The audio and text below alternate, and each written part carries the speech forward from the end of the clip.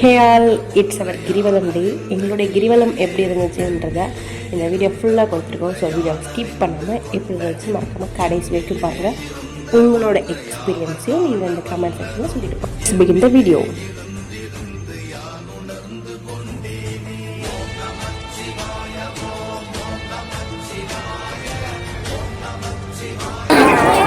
This is how we are starting. முடியும் போது எப்படி கண்ட்ராவியா இருக்குமா எப்போ நீங்களே பாருங்க guys.